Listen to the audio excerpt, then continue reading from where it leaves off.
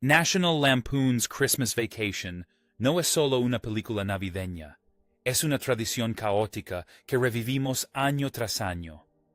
Pero detrás de las brillantes 25,000 luces de Clark y la inolvidable entrada del primo Eddie se esconde un sinfín de extraños secretos entre bastidores que la mayoría de los fans desconocen.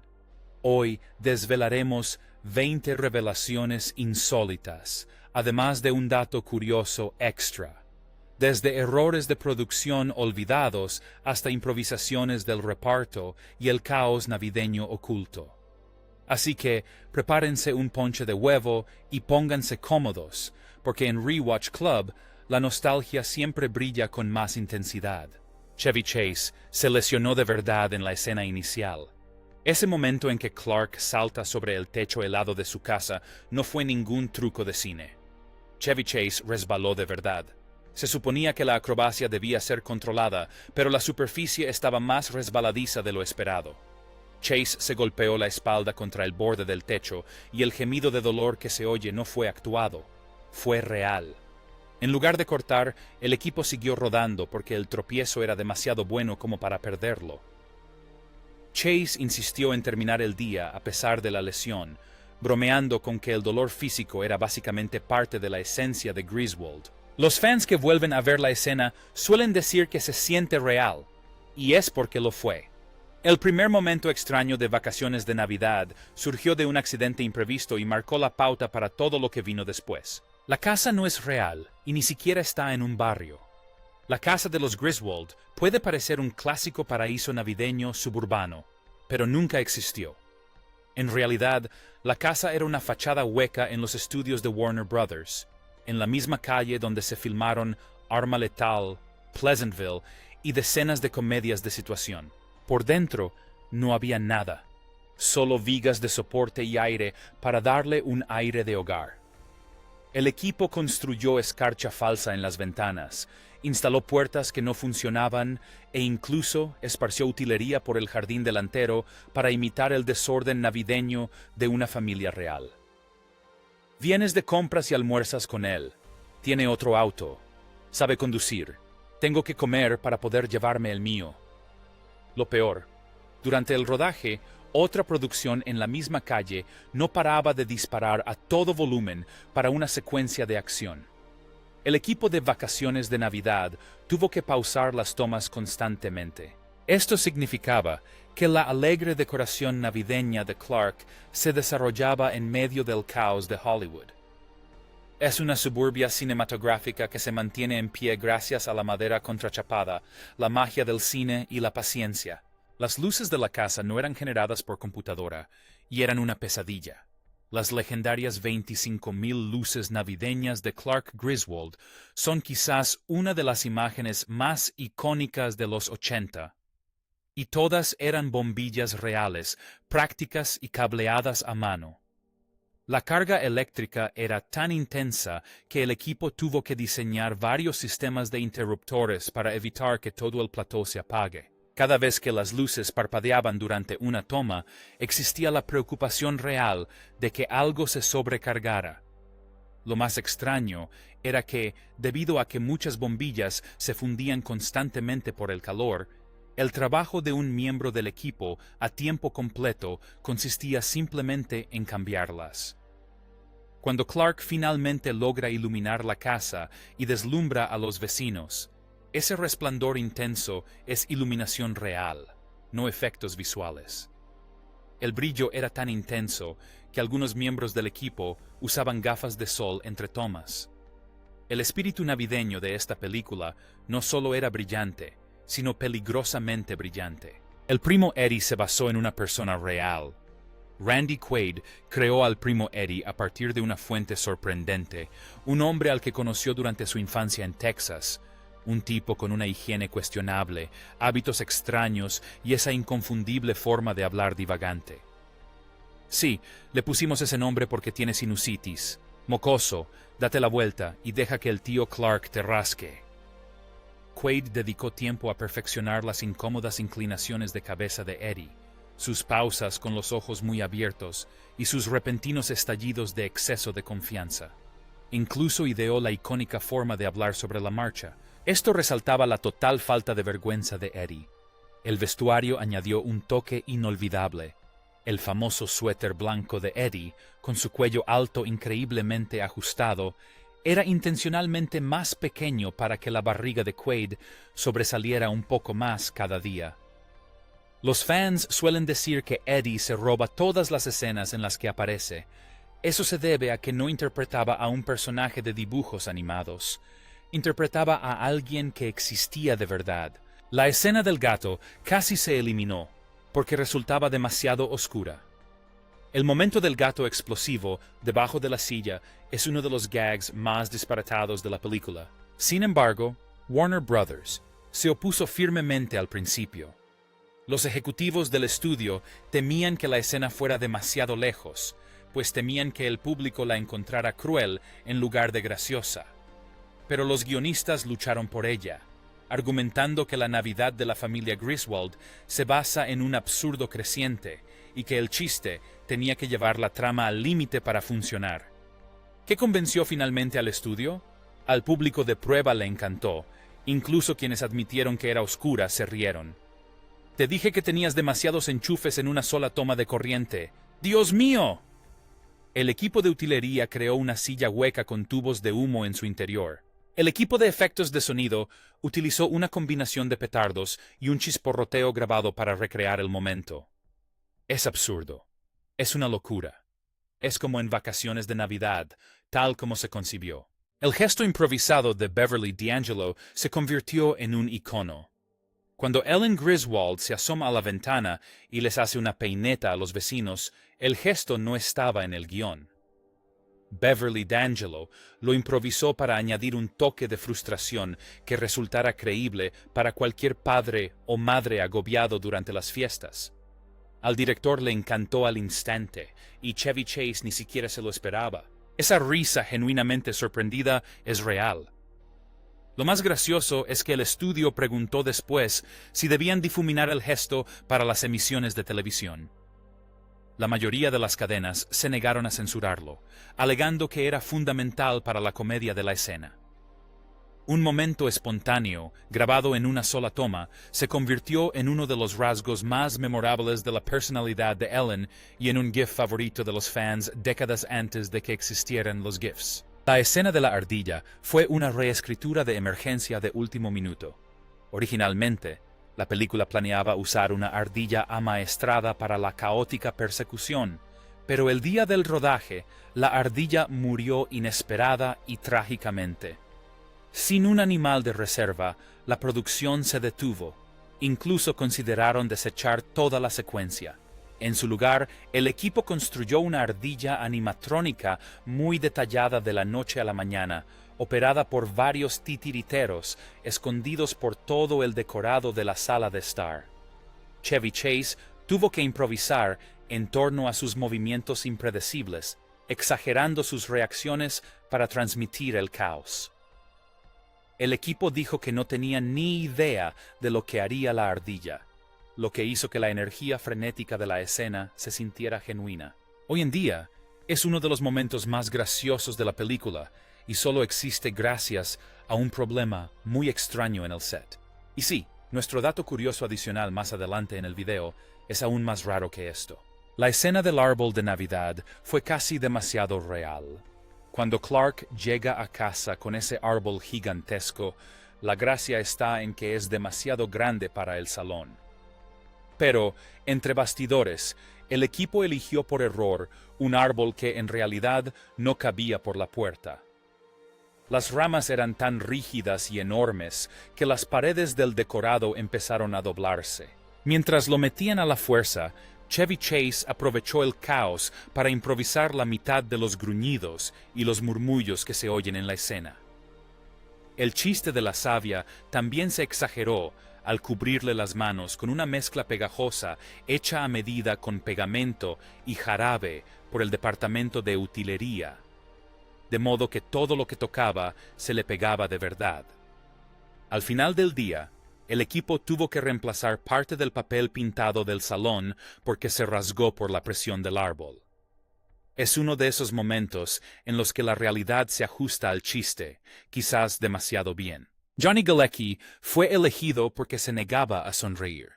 Un joven Johnny Galecki, años antes de Roseanne o The Big Bang Theory, consiguió el papel de Rusty Griswold. Bueno, papá, fue un buen intento. Gracias, Russ. Al hacer lo contrario de lo que suelen hacer los actores infantiles, no se esforzó demasiado. Los niños que audicionaban no paraban de poner caras exageradas de entusiasmo navideño.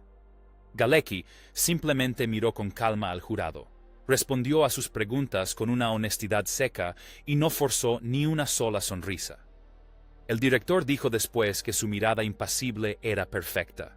Rusty tenía que ser el contrapunto al caos de los Griswold. También congenió al instante con Chevy Chase, a quien le gustó la naturalidad y la espontaneidad de Galecki.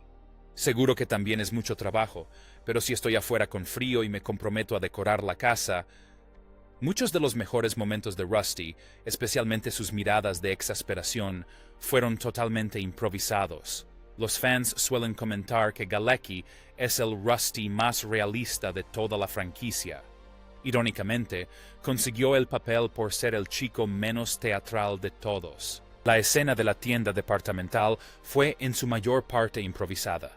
El torpe coqueteo de Clark con la vendedora de lencería, Mary, no estaba guionizado al detalle. Se animó a Chevy Chase a improvisar, y el director le dijo a la actriz Nicolette Scorsese que lo descolocara si podía. Su interpretación fluida y segura desconcertó a Chase lo suficiente como para que su tartamudeo resultara auténtico. Frases como «hace un poco de frío afuera» y «oler, sonreír» fueron totalmente espontáneas. El detalle más gracioso. Nicolette Scorsese comentó después que tuvo que contener la risa porque las expresiones faciales de Chase se volvían cada vez más absurdas. Al principio, al estudio le preocupaba que la escena pudiera sobrepasar los límites de la clasificación PG-13, pero al público de prueba le encantó. Para muchos espectadores, es el ejemplo perfecto de Clark Griswold. Encantador, despistado y tremendamente torpe a la vez. Incluso hoy, sigue siendo una de las escenas más citadas. Fue un momento de pura improvisación de Chevy Chase que quedó grabado en la historia del cine navideño. Los insertos del calendario de Adviento esconden un homenaje secreto. Entre escenas, la película utiliza tomas de un calendario de Adviento estilo cuento de hadas que se abre. Los espectadores ocasionales disfrutan del encanto, pero hay una capa oculta. Cada modelo en miniatura, dentro de las puertas, hace referencia sutilmente a fragmentos de los recuerdos navideños favoritos de la infancia del director Jeremiah Chechik. Una puerta revela un pueblo nevado que refleja la calle donde creció. Otra muestra una pequeña iglesia con la misma forma arquitectónica que la que su familia visitaba cada Nochebuena. Los miembros del equipo dijeron que Chechik trató el calendario de Adviento como una carta de amor personal a la imaginería navideña clásica. Incluso la iluminación suave y cálida se inspiró en las antiguas tarjetas navideñas alemanas. La mayoría de los fans nunca se dan cuenta de que los fragmentos insertados no son decoraciones al azar. Son detalles profundamente nostálgicos integrados en la película y ayudan a crear esa sensación atemporal de cuento de hadas que hace que Vacaciones de Navidad se sienta cálida, sin importar lo caótica que se vuelva la familia Griswold. La casa ultramoderna de los vecinos tenía un propósito simbólico. Todd y Margot, los elegantes vecinos de los Griswold, viven en una casa minimalista, fría y ultramoderna, y ese diseño fue completamente intencional. El equipo de producción quería que su casa fuera el polo opuesto del caos de los Griswold. Mientras que la casa de Clark rebosa calidez, color y nostalgia infantil, el espacio de Todd y Margot es estéril, metálico y emocionalmente distante. El interior, con sus líneas definidas y cristalería futurista, refleja sus personalidades, refinadas en la superficie, frágiles en el fondo. Incluso, sus conjuntos deportivos a juego fueron elegidos para exagerar su estilo de vida perfectamente planificado, pero vacío. El director Jeremiah Chechik dijo una vez: "Son personas que olvidaron lo que se siente en Navidad. El contraste hace que cada una de sus desgracias resulte más divertida. No son villanos, solo víctimas de vivir al lado de Clark". El personaje del jefe interpretado por Brian Doyle Murray se inspiró en ejecutivos reales. El gruñón e ingenuo Frank Shirley, el tacaño jefe de Clark, no surgió de la nada. Brian Doyle Murray lo basó en el tipo de ejecutivos corporativos que conoció mientras escribía e interpretaba en los inicios de Saturday Night Live. Imitó la postura rígida, el tono distraído de "no estoy escuchando", e incluso el gesto despectivo con la mano. Murray comentó que los ejecutivos a menudo usaban jerga empresarial vacía para parecer importantes, así que añadió frases que resultaban intencionadamente vagas y sin sentido. El resultado es un jefe que resulta inquietantemente familiar para cualquiera que haya trabajado en una gran empresa. Y la escena del secuestro. Los miembros del reparto bromearon diciendo que era la fantasía definitiva para cualquiera que alguna vez esperara una paga extra de Navidad, que nunca llegó. Como dijo un miembro del equipo, Frank Shirley es la personificación del avaro corporativo. La escena de la explosión requirió 22 efectos distintos. Cuando el gas de la alcantarilla se incendia y lanza al tío Lewis por los aires, el efecto parece descabellado. Pero fue creado con una precisión increíble. En lugar de una gran explosión, el equipo de efectos especiales utilizó 22 microexplosiones distintas, sincronizadas en fracciones de segundo. Combinaron chorros de fuego, ráfagas de aire comprimido, cañones de escombros y una plataforma especial para elevar al actor de forma segura.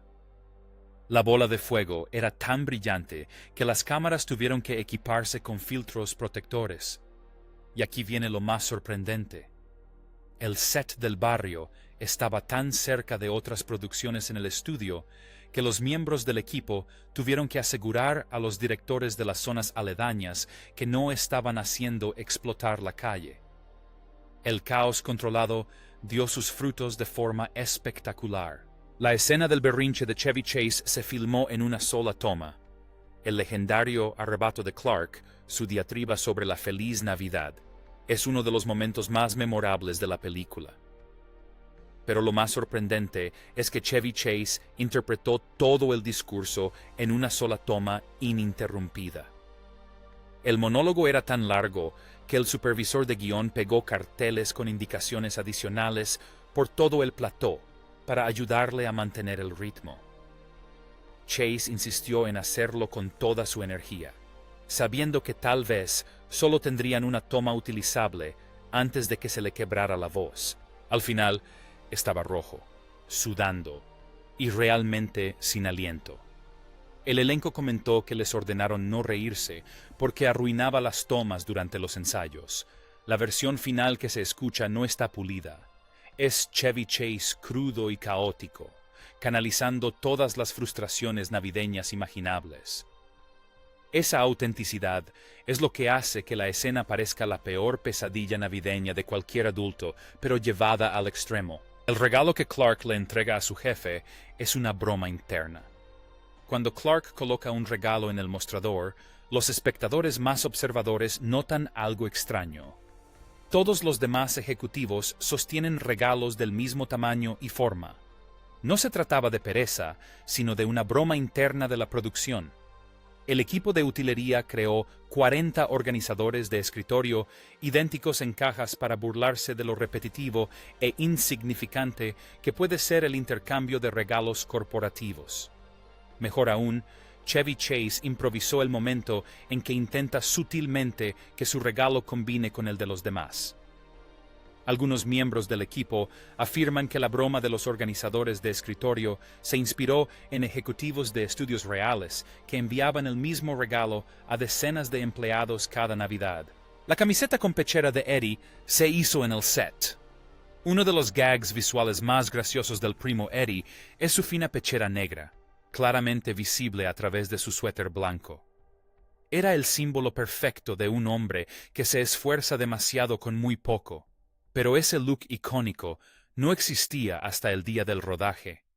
Randy Quaid llegó con un suéter básico, y el equipo de vestuario pensó que Eddie necesitaba algo más ridículo. Cortaron un trozo de tela negra, le dieron forma de pechera falsa y se la cosieron en cuestión de minutos. A Quaid le gustó tanto que exageró su postura para que se le viera aún más el pene. Hoy en día es uno de los memes más compartidos de vacaciones de Navidad. La idea de vestuario de última hora creó accidentalmente uno de los gags visuales más memorables de la franquicia. A veces, la mejor comedia surge de la pura improvisación y sin presupuesto. La escena del trineo congelado era originalmente mucho más larga. El hecho de que Clark encerrara el trineo de metal con su barniz experimental de cereales no nutritivo da lugar a una de las secuencias más extravagantes de la película. Pero la versión original era mucho más larga y extraña. Los storyboards mostraban a Clark atravesando a toda velocidad diversos escenarios de plató en un borrón caricaturesco, un parque infantil, un lago helado e incluso un decorado de desfile. El equipo acabó recortando la secuencia por temor a que rompiera el realismo de la película, incluso para una historia de los Griswold. Aún así, las acrobacias requerían una sincronización precisa, cables ocultos y un trineo diseñado para generar chispas en el momento justo.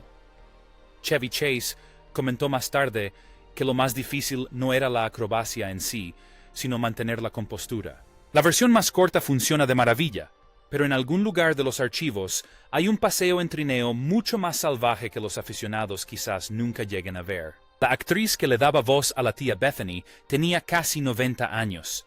La tía Bethany se roba el protagonismo en cada escena en la que aparece, desde el juramento a la bandera hasta cuando envuelve a su gato como regalo.